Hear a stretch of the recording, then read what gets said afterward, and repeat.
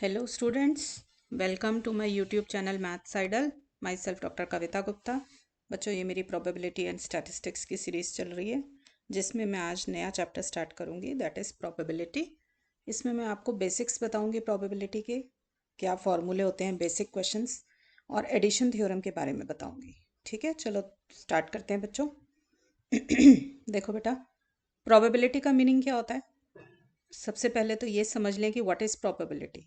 Probability is an expression of likelihood और chance of occurrence of an uncertain event. जब भी आप कोई एक्सपेरिमेंट परफॉर्म करते हैं तो उसके डिफरेंट आउटकम्स आते हैं, तो किसकी कितनी प्रोबेबिलिटी होगी, मतलब किसका कितना अकरेंस का चांस है, that is called my probability. एक सबसे सिंपल एग्जाम्पल ले लेते हैं बच्चों। जैसे कि मैंने एक टॉसिंग ऑफ अ कॉइन का एग्जाम्पल लिया। मैंने एक कॉइन को टॉस किया, ठीक है, तो मेरे पास या तो हेड आएगा या टेल आएगा। तो प्रोबेबिलिटी क्या है कि कितना परसेंट चांस है कि हेड आ जाए, कितना परसेंट चांस है कि टेल आ जाए, इसको बोलते हैं probability. Probability is chance of occurrence, right.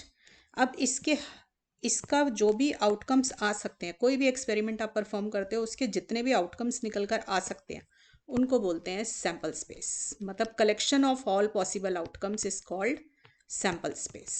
ठीक है, तो ये हो गया मेरा सैम्पल स्पेस। और कोई एग्जांपल ले सकते हैं आप, जैसे मान लीजिए थ्रोइंग अ डाई। सबसे सिंपल एग्जांपल यही लेते हैं हम स्टार्टिंग में जब पढ़ते हैं, थ्रोइंग अ डाइस। ठीक है, तो डाइस को जब आप थ्रो करेंगे तो क्या प्रॉब्लम, या तो 1 आएगा या 2 आएगा या 3, 4, 5 और 6, इनमें से कुछ भी आ सकता है। तो इसको क्या बोलेंगे, ये मेरा क्या बन गया है, सैम्पल स्पेस। क्लियर। तो sample space is the collection of all possible outcomes. जब भी आप एक्सपेरिमेंट परफॉर्म करेंगे तो जो भी कुछ निकल कर आ सकता है, जितने भी आउटकम्स निकल सकते हैं, उन सब की कलेक्शन को क्या बोल देंगे हम, कि ये मेरा एक सैम्पल स्पेस होगा, राइट। नेक्स्ट देखिए, अब इस सैम्पल स्पेस की हर एक आउटकम को हम क्या बोलेंगे, सैम्पल पॉइंट। तो elements of sample space is called sample point. ठीक है, हर एक पॉइंट को क्या बोल देंगे हम, सैम्पल पॉइंट। जैसे हेड टेल में हेड को भी सैम्पल पॉइंट बोलेंगे, टेल को भी सैम्पल पॉइंट बोलेंगे। अब बात आती है बेटा, इवेंट किसको कहते हैं, क्योंकि जब भी हम कोई काम करेंगे तो हम इवेंट वर्ड उसमें बार बार यूज करेंगे। तो इवेंट वर्ड किसको बोलते हैं बेटा, देखो जैसे मान लीजिए मैंने डाइस को थ्रो किया, मैंने आपसे कहा कि what is the probability that 6 comes, कि हमारा 6 आया। तो जिसकी प्रोबेबिलिटी हम निकाल रहे हैं, जिस सैंपल पॉइंट के अंदर हम इंटरेस्टेड हैं प्रोबेबिलिटी निकालने के लिए, that is called an event. ठीक है, जैसे मान लो मैं कह दूं क्या प्रोबेबिलिटी है कि इवन नंबर आए, तो आप किस किस नंबर में, इन 6 आउटकम्स में से आप किस में इंटरेस्टेड हैं। मैं 2 में इंटरेस्ट हूँ, 4 में और 6 में। इन 3 इवेंट्स के अंदर आप जो है इंटरेस्टेड हैं। तो जब इन 3 इवेंट्स में आप इंटरेस्टेड हैं तो ये आपका इवेंट बनाएगा। ठीक है, तो ये एक इवेंट बना। लेट, तो हमारा इवेंट क्या बन गया कि हमारे पास इवन नंबर आया, तो जिसकी प्रोबेबिलिटी निकालने में हम इंटरेस्टेड होंगे, that is called an event. Clear. अब वर्ड आता है बेटा म्यूचुअली एक्सक्लूसिव। इसको बहुत अच्छे से याद रखना है, म्यूचुअली एक्सक्लूसिव। इसको म्यूचुअली डिसजॉइंट भी बोल सकते हो। ठीक है, म्यूचुअली डिसजॉइंट। क्लियर। इसका मतलब होता है नो कॉमन एलिमेंट, कि आपने दो काम किए और दोनों में कोई कॉमन एलिमेंट नहीं था, that is called my mutually exclusive events. So two or more events defined on a sample space are said to be mutually exclusive if they cannot occur simultaneously. जैसे मैं टॉसिंग ऑफ अ कॉइन में बोल दूं, जब भी आप toss करोगे तो या तो हेड आएगा या टेल आएगा, कभी ऐसा नहीं हो सकता कि हेड और टेल दोनों इकट्ठे आ जाए। ठीक है, तो जब भी कभी क्वेश्चन में ना आपके पास वर्ड हो म्यूचुअली एक्सक्लूसिव, तो आपने क्या करना है, उसके अंदर इंटरसेक्शन 0 डाल देना। ठीक है, देखो जब भी म्यूचुअली एक्सक्लूसिव बोले, सपोज कर लो 2 इवेंट है ए और बी, अगर वो म्यूचुअली एक्सक्लूसिव है तो आप समझ जाना क्वेश्चन आपको ये कह रहा है कि आपका probability of A intersection B क्या है, 0 है। क्लियर। तो ये समझ जाना आप, इसके अंदर हमेशा इस कंडीशन को फिट कर देना जब भी आपके पास हो म्यूचुअली एक्सक्लूसिव इवेंट्स। अब बेटा बात आती है कि what are equally likely events. तो events are said to be equally likely if in no case one is prefer to the other. मतलब कोई पार्शलिटी नहीं है, 2 इवेंट हैं, दोनों के दोनों बिल्कुल इक्वल प्रोबेबिलिटी रखते हैं अपनी आने की, तो उसको बोलते हैं इक्वली लाइकली। ठीक है, जैसे मान लीजिए मैंने कॉइन को टॉस किया, तो हेड भी आ सकता है और टेल भी आ सकता है, दोनों के इक्वल चांस है आने के। इसकी भी प्रोबेबिलिटी 1/2 है और इसकी प्रोबेबिलिटी भी आपकी 1/2 होगी। इसको बोलते हैं हम equally likely events, when the two events have equal chances of coming up. Right. जैसे थ्रोइंग ऑफ अ डाइस है, अगर डाइस को थ्रो करेंगे तो 1 भी आ सकता है, 2 भी, 3 भी, 4, 5, 6 सब आ सकते हैं, सबकी आने की प्रोबेबिलिटी 1/6 है। तो इक्वल चांस है सबके आने का, ठीक है। तो ऐसे इवेंट्स को बोलते हैं इक्वली लाइकली। अब वर्ड आया बेटा कॉम्प्लीमेंट्री इवेंट। पहले तो ये याद रखना, कोई इवेंट ई है तो उसका कॉम्प्लीमेंट क्या होगा, ई बार, ठीक है। और ये भी याद रखिए कि प्रोबेबिलिटी ऑफ ई है या ए, जो भी लिख रहे हो, वो इवेंट और उसकी जो प्रोबेबिलिटी उसके कॉम्प्लीमेंट्री इवेंट की होगी, दोनों को ऐड करोगे तो 1 आएगा, ठीक है। ये एक फॉर्मूला है आपके पास कि probability of A plus probability of A bar equal to 1, ठीक है। और आपको ये भी पता है कि प्रोबेबिलिटी कभी भी 1 से ज़्यादा नहीं होती है, तो मतलब पूरी प्रोबेबिलिटी कवर हो जाएगी, ठीक। तो two events E and E bar are set to be complementary when the sample space is partitioned into 2 segments, one that represent the occurrence of E and other which is not a part of E। तो आप ए को, अगर ए एक event है तो ए bar क्या है, which is not a. तो कभी भी आपको नॉट ए की प्रोबेबिलिटी निकालनी हो क्वेश्चन में, तो इट इज ऑलवेज गुड कि आप ए की प्रोबेबिलिटी निकालें और 1 में से माइनस कर दीजिए, ठीक है। तो नॉट का आंसर निकल आता है।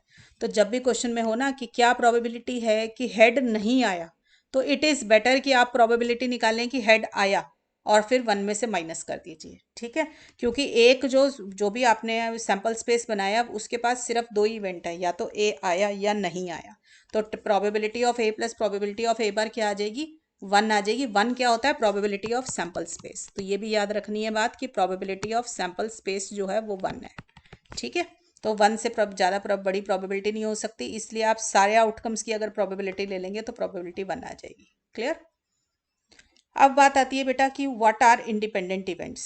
देखो जैसा नाम है ऐसी ही इसका मीनिंग है। इंडिपेंडेंट मतलब 2 इवेंट हैं, दोनों एक दूसरे से इंडिपेंडेंट हैं, कि ए क्या काम कर रहा है बी को कोई फर्क नहीं पड़ता, बी क्या काम कर रहा है ए को कोई फर्क नहीं पड़ता, ठीक है। तो ऐसे इवेंट्स को बोलते हैं इंडिपेंडेंट इवेंट्स। जैसे आप ये देखिए example low, the event that it will rain tomorrow in India, कल इंडिया में बारिश होगी, और India will win the cricket match tomorrow in Australia, ठीक है। बारिश इंडिया की लिखी है और क्रिकेट मैच ऑस्ट्रेलिया में चल रहा है।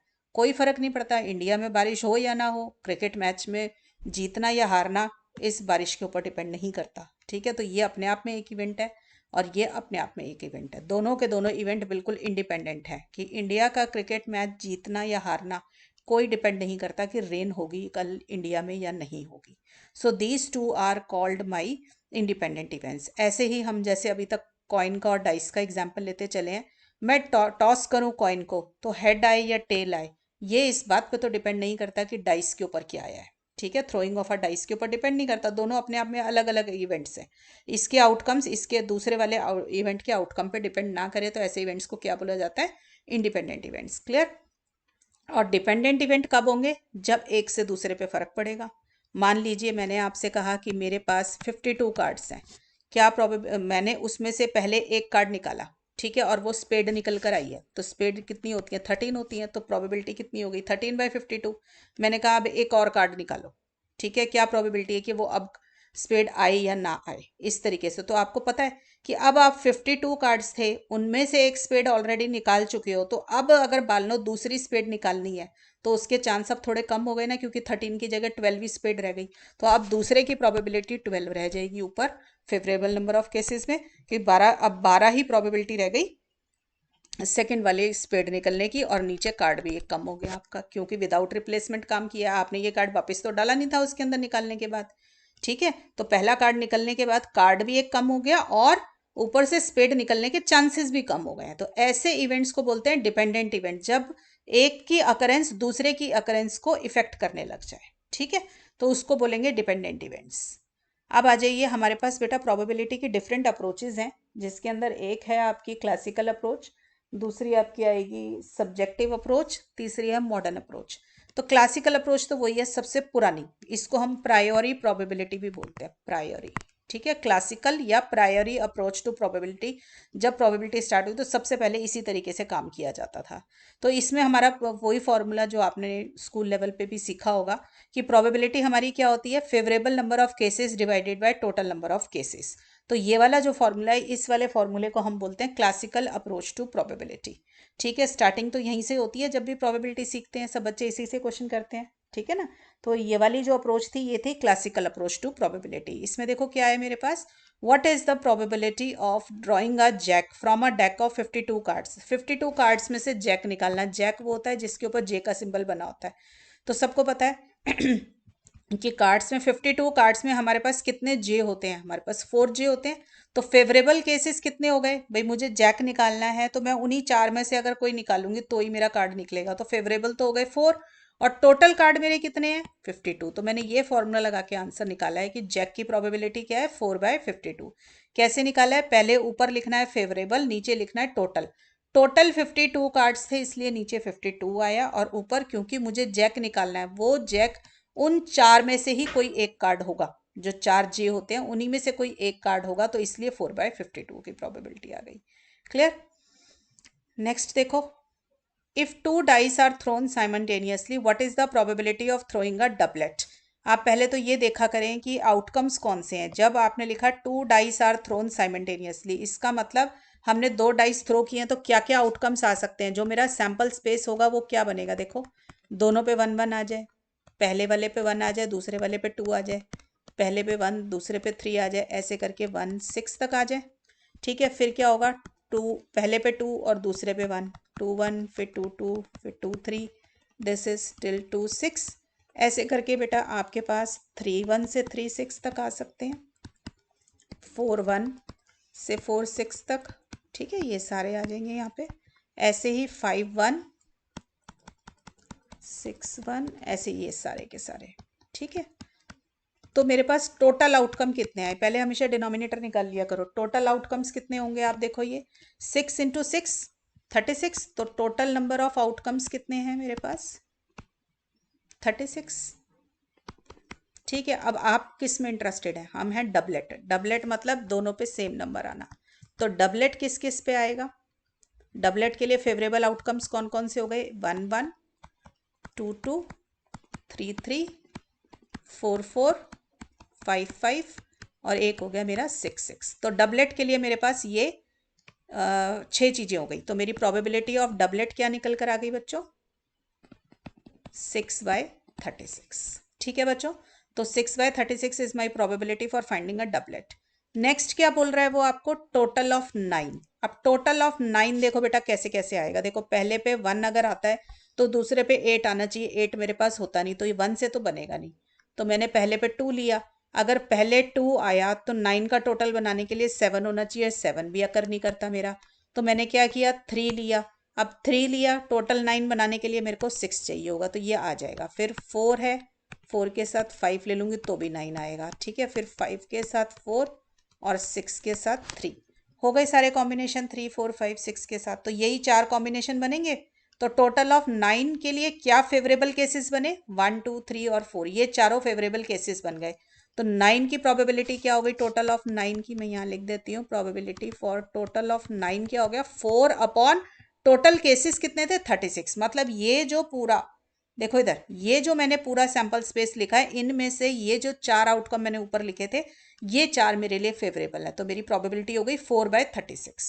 ठीक है बच्चों, अब ये देखो 2 6 चाहिए आपको, 2 6 आना मतलब कौन से वाला आउटकम चाहिए, यही वाला अकेला, देखो ये वाला आपके पास दिस 6 6। ठीक है, तो मुझे सिर्फ ये वाला 6 अगर दोनों पे 6 मिलेगा तो ही मैं फेवरेबल केसेस लिख पाऊंगी। तो मेरे को फेवरेबल केस ओनली 1 केस बना, तो 1/36। तो प्रोबेबिलिटी ऑफ 2 6 क्या आ जाएगी मेरी, 1/36। ठीक है, अब है not throwing a total of 9। तो मैंने बताया था कभी किसी चीज़ की नॉट की प्रोबेबिलिटी निकालनी हो तो क्या करो, उसके येस की प्रोबेबिलिटी निकाल लो और 1 में से माइनस कर दो। तो मुझे निकालना है not throwing a total of 9। तो मैं क्या करूंगी, आई विल फाइंड आउट कि टोटल ऑफ 9 कब आ रहा है, उसकी क्या प्रोबेबिलिटी है, और फिर वो 1 में से मैं माइनस कर दूंगी। तो देखो टोटल ऑफ 9 की प्रोबेबिलिटी मेरी कितनी आई थी बच्चों, 4/36।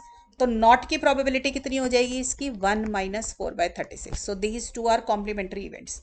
तो आंसर कितना आ जाएगा, 1 - 4/36। इसको सॉल्व कर लो तो ये आ जाएगा 32/36। क्लियर है बच्चों। तो ये हो गया आपका डाइस के ऊपर क्वेश्चन। अब आगे देखो, what is the probability of drawing a face card in a single draw from a pack of 52 cards. Face card का क्या मतलब है? जिसके ऊपर फेस बना हुआ होता है कार्ड के अंदर। तो फेस किसके ऊपर होता है? एक तो किंग के पास होता है फेस, क्वीन के पास भी होता है फेस, और जैक के पास भी फेस होता है। बच्चों ये जो एस होता है इसके ऊपर फेस नहीं होता, तो इसको कंसीडर नहीं करना।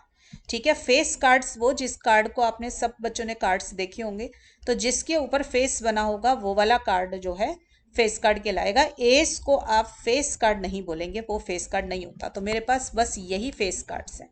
तो देखो मेरे पास कितने किंग है? 4, क्वीन भी 4 है, जैक भी 4 है। तो टोटल फेस कार्ड्स कितने हो गए मेरे पास? 12। तो फेवरेबल केसेस तो हो गए 12। ठीक है, निकालने किस में से है? 52 कार्ड्स में से, तो टोटल हो गए 52। तो प्रोबेबिलिटी आ गई मेरी 12/52। This is my probability of drawing a face card. Clear?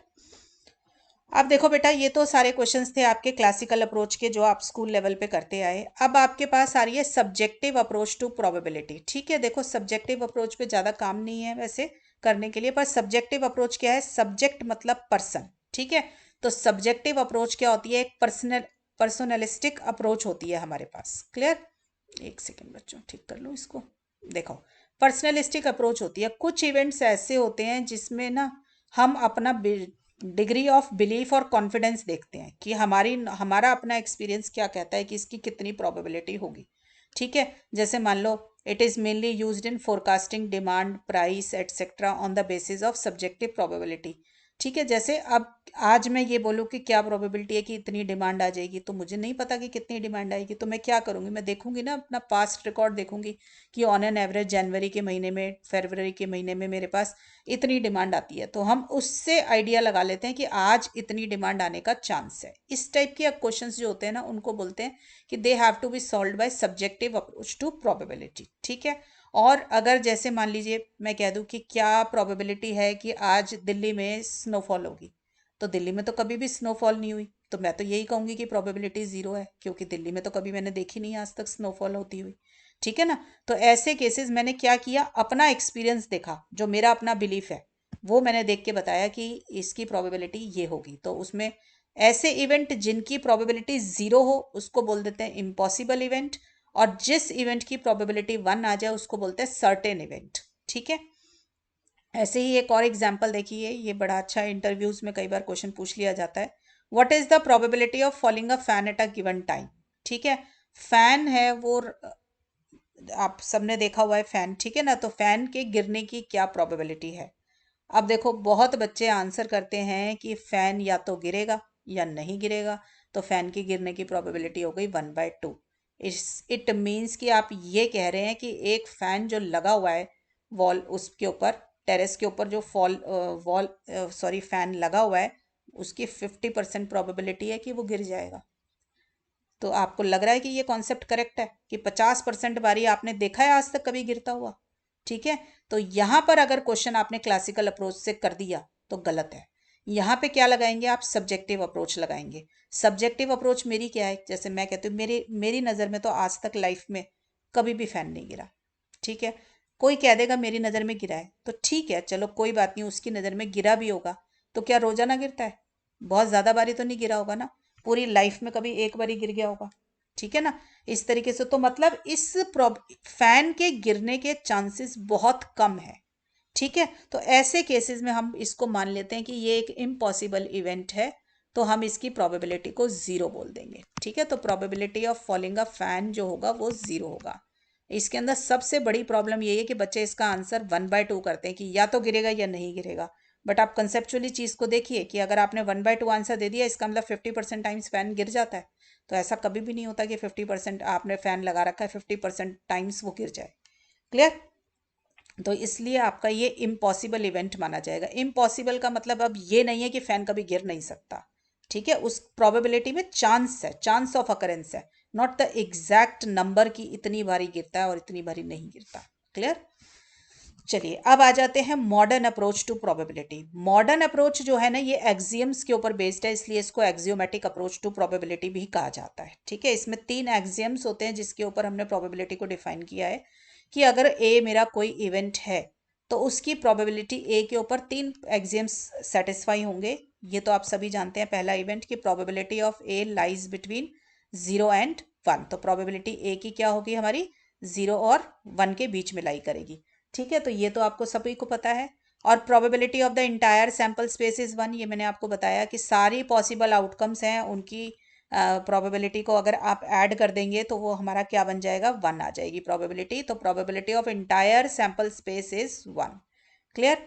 ऐसे ही मान लीजिए एक इवेंट के अंदर A1 A2 AN, ये n म्यूचुअली एक्सक्लूसिव इवेंट है। अब आपको मीनिंग बता चुकी हूँ कि इनके बीच में कोई कॉमन एलिमेंट नहीं है। ठीक है, म्यूचुअली एक्सक्लूसिव मीन्स इनके बीच में कोई कॉमन एलिमेंट नहीं है। तो अगर आप इनके यूनियन की प्रोबेबिलिटी निकालेंगे, A1 union A2 union AN, इनकी प्रोबेबिलिटी निकालेंगे तो ये यूनियन का साइन किस में कन्वर्ट हो जाता है, प्लस में। तो probability of A1 plus probability of A2 dash dash till probability of AN। ठीक है बच्चों, तो याद रखना कि यूनियन की प्रोबेबिलिटी किसके बराबर होती है, इनके इंडिविजुअल सम के बराबर हो जाती है। क्लियर। तो ये 3 एग्जाम्स हैं मॉडर्न अप्रोच टू प्रोबेबिलिटी के। अब देखिए आपके पास वर्ड है एडिशन थ्योरम ऑफ प्रोबेबिलिटी। ठीक है, ये बहुत इंपॉर्टेंट थ्योरम है। हमारे पास एडिशन थ्योरम भी आती है, मल्टीप्लिकेशन थ्योरम भी आती है। इस लेक्चर में आपको बता रही हूँ एडिशन थ्योरम क्या होती है प्रोबेबिलिटी की। तो देखो बेटा, अगर ए और बी कोई दो म्यूचुअली एक्सक्लूसिव इवेंट्स हैं और आपको उनकी यूनियन की प्रोबेबिलिटी निकालनी है, तो अभी आपने ऊपर मॉडर्न अप्रोच में देखा कि यूनियन किस में कन्वर्ट हो जाता है, एडिशन में। वो होगा कब, जब ये दोनों म्यूचुअली एक्सक्लूसिव होंगे। तो मेरा प्रोबेबिलिटी ए यूनियन बी क्या आ गया, probability of A plus probability of B. Same काम बेटा, अगर 3 इवेंट्स हो आपके पास A union B union C, ठीक है, और तीनों के तीनों ए बी सी जो है म्यूचुअली एक्सक्लूसिव हो, तो इन तीनों की भी प्रोबेबिलिटी ऐड हो जाएंगी, probability A plus probability B plus probability C. तो एन इवेंट्स होंगे तो एन इवेंट्स की भी ऐड हो जाएगी। But what if they are not mutually exclusive, अगर वो म्यूचुअली एक्सक्लूसिव ना हो, उनके बीच में कोई कॉमन एलिमेंट हो, तो प्रोबेबिलिटी क्या होगी, तो आपकी ये वाली प्रोबेबिलिटी याद रखें। Probability of A union B is this, probability of A plus probability of B minus probability of A intersection B. Intersection मतलब बोथ ए एंड बी, तो जो कॉमन एलिमेंट होगा ना उसकी प्रोबेबिलिटी हम माइनस कर देंगे। क्लियर। तो ये वाली जो स्टेटमेंट है ये अच्छे से याद करनी है, A union B is P A plus P B minus P A intersection B. देखो क्वेश्चन में वर्ड आ जाए एटलीस्ट 1, ठीक है, या आपके पास आ जाए बोथ वर्ड आ जाए, चलो इसको छोड़ो अभी, एटलीस्ट 1 याद रखो। एटलीस्ट 1 आ जाए या दो इवेंट्स के बीच में और आ जाए लिखा हुआ, तो समझ लेना आपको पी ए यूनियन बी निकालना है। ठीक है, तो उसमें ये ए इंटरसेक्शन बी के लिए वर्ड होगा बोथ। ठीक है, तो बोथ की जो प्रोबेबिलिटी है तो समझ लेना ए इंटरसेक्शन बी गिवन है। अगर और वर्ड आ जाए या एटलीस्ट 1 आ जाए तो समझ लेना ए यूनियन बी निकालना है, या दे रखा है, जो भी कुछ दे रखा है। तो ये नोटेशंस याद रखें और ये वर्ड याद रखें। एटलीस्ट 1 के लिए सिंबल यूज हो जाता है ए यूनियन बी। ठीक है, और अगर कहीं आ रहा है तो भी प्रोबेबिलिटीज ऐड होती हैं, एंड आ रहा हो तो प्रोबेबिलिटी मल्टीप्लाई होती हैं। ठीक है, बोथ वर्ड आ रहा हो तो समझ लीजिए इंटरसेक्शन की बात हो रही है। ठीक है, और एक बात बताऊंगी आपको, एटलीस्ट वन के लिए ना 1 माइनस प्रोबेबिलिटी नन भी यूज किया जाता है। ठीक है, तो एटलीस्ट 1 की कभी प्रोबेबिलिटी निकालनी हो ना तो एक बारी तो यही वाला ट्राई किया करो सबसे पहले, 1 माइनस प्रोबेबिलिटी ऑफ नन।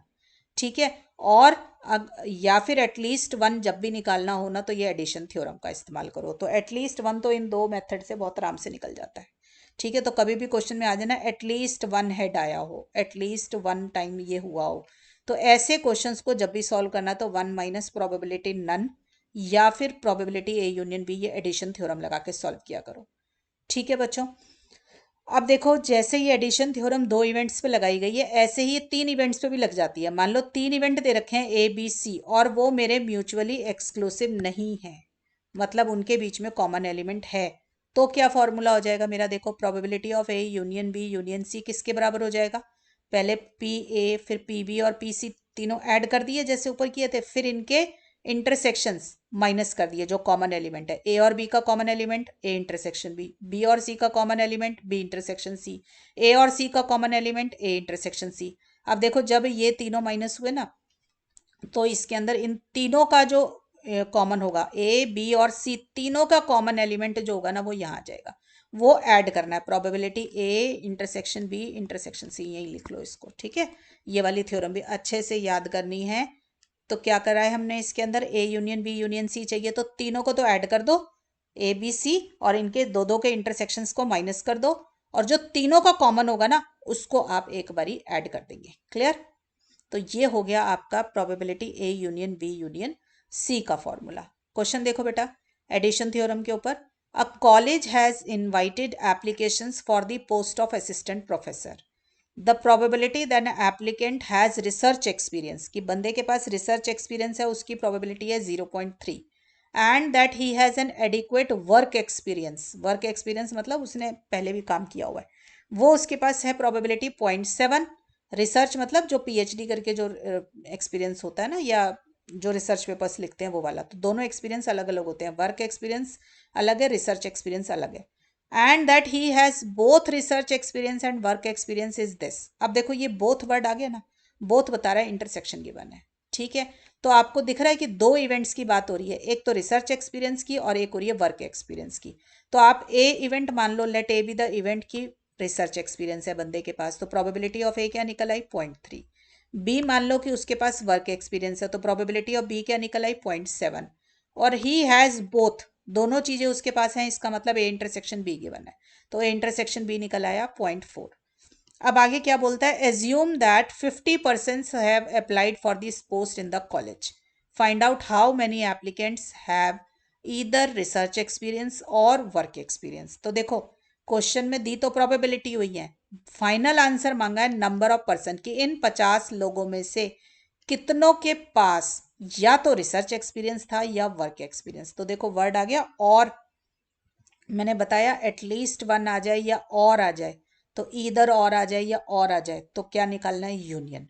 तो मुझे क्या निकालना है, ए यूनियन बी निकालना है। ठीक है बच्चों, तो मेरे पास पी ए गिवन है, पी बी गिवन है, P A intersection be given है, आपको पी ए यूनियन बी निकालना है। यूनियन मतलब और, तो आपको और की प्रोबेबिलिटी निकालनी हो या इधर और, एक ही बात है। ठीक है, इसकी प्रोबेबिलिटी निकालनी है तो आप क्या करोगे, एडिशन थ्योरम का मैंने इस्तेमाल किया, P A intersection B is P A plus P B minus P A intersection B, इसमें वैल्यूज डाल दी बेटा मैंने, तो ये मेरे सॉल्व करके आंसर आ गया 0.6। ठीक है, तो मैंने बोला कि ये प्रोबेबिलिटी है कि जो भी एप्लीकेंट है, किसी एक एप्लीकेंट की प्रोबेबिलिटी निकली है कि वो एप्लीकेंट के पास या तो रिसर्च एक्सपीरियंस था या फिर वर्क एक्सपीरियंस था। अब ये एक की प्रोबेबिलिटी निकली है, तो 50 लोगों ने अप्लाई किया, तो मैंने 0.6 को 50 से मल्टीप्लाई कर दिया, मेरे पास आ गया 30। तो 50 में से 30 लोग ऐसे थे जिनके पास या तो रिसर्च एक्सपीरियंस था या फिर वर्क एक्सपीरियंस था। ठीक है बच्चों, तो द वर्ड्स दिस, ईदर और बोथ, ये वर्ड्स बहुत इंपॉर्टेंट होते हैं बच्चों प्रोबेबिलिटी के लिए। तो मैंने जो बातें आपको बताई हैं कि और है तो आपको या तो यूनियन निकालना है। ठीक है, बोथ इंटरसेक्शन है, सॉरी बोथ वर्ड गिवन है एंड वर्ड गिवन है, तो समझ लीजिए कि आपके पास दोनों की इकट्ठी प्रोबेबिलिटी गिवन है, तो ए इंटरसेक्शन बी गिवन है आपके पास। ठीक है, नेक्स्ट आ जाओ, देखो question, a card is drawn from a pack of 52 cards, what is the probability that it is either a spade or an ace. ठीक है, तो देखो 52 कार्ड है, तो या तो स्पेड निकले या एस निकले, तो फिर से ये ईदर और वर्ड आ गया, ईदर और है, तो ये क्वेश्चन किसका है, एडिशन थ्योरम का। तो आप देखो दो इवेंट है आपके पास, एक स्पेड का और एक एस का, तो एक इवेंट मान लो, ए को मान लो कि स्पेड निकली, या एक काम करो एस मान लो, एस फॉर स्पेड, तो let S be the event that the card drawn is spade, और एस के लिए let A be the event that the card drawn is ace. ठीक है, तो मुझे क्या निकालना है, ईदर और, तो यानी कि मुझे एस यूनियन ए निकालना है। ठीक है, तो फॉर्मूला क्या होता है एस यूनियन ए का, P S plus P A minus P S intersection A, मुझे ये निकालना है। अब आप देखो कैसे निकालोगे इसको, पी एस मतलब स्पेड निकला, तो आप बताइए आपके पास 52 कार्ड्स में से कितनी स्पेड होती है, 13, तो हमारी पी एस क्या हो गया 13/52। पी ए, पी ए क्या हो गया आपका, एस निकलना, कितने एस होते हैं हमारे पास, 4, तो पी ए की प्रोबेबिलिटी क्या हो गई 4/52।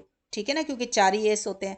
क्या कोई ऐसा स्पेड भी होता है जो एस भी हो, एस इंटरसेक्शन ए का मतलब स्पेड भी होना चाहिए और एस भी होना चाहिए, तो देख लो कि क्या ऐसा कोई स्पेड होता है जो स्पेड भी और एस भी हो। यस, एक होता है ना हमारे पास, हुकुम का इक्का जिसको बोलते हैं, तो एस इंटरसेक्शन ए क्या हो गया मेरे पास 1/52। तो मेरे पास इंटरसेक्शन निकल रहा था तो मैंने 1/52 ले लिया, अगर दोनों के अंदर कोई कॉमन एलिमेंट नहीं होता तो ये 0 बन जाता। ठीक है ना, तो ये वैल्यूज इसके अंदर डाल दो, बस आपका आंसर आ जाएगा। देखो probability of S intersection A क्या आ गया, P S plus P A minus P S intersection A, तो देखो पी एस निकला 13/52, पी ए 4/52 और पी एस इंटरसेक्शन ए 1/52। तो ये क्या आंसर निकल आया मेरा 16/52। तो एस यूनियन ए जो आपका निकला कि ईदर अ स्पेड और अ एस की प्रोबेबिलिटी क्या निकल आई बेटा हमारी 16/52। तो इस तरीके से बेटा आप एडिशन थ्योरम का इस्तेमाल करके बड़े बेसिक क्वेश्चंस हैं प्रोबेबिलिटी के, ये सब मेरे ख्याल तो स्कूल लेवल पे बच्चे कर लेते हैं। अब ये सब आप इसके अंदर इस तरीके से कर सकते हैं। ठीक है बच्चों, so I am now winding up my lecture here. ये वाला लेक्चर तो मैं यहीं वाइंड अप कर रही हूँ बेटा। इसके बाद में आपको नया लेक्चर जो आएगा वो कंडीशनल प्रोबेबिलिटी के ऊपर आएगा, तो कंडीशनल प्रोबेबिलिटी का लेक्चर इसके बाद कराऊंगी। ठीक है बच्चों, टिल देन बच्चों पढ़ाई करते रहें। All the best.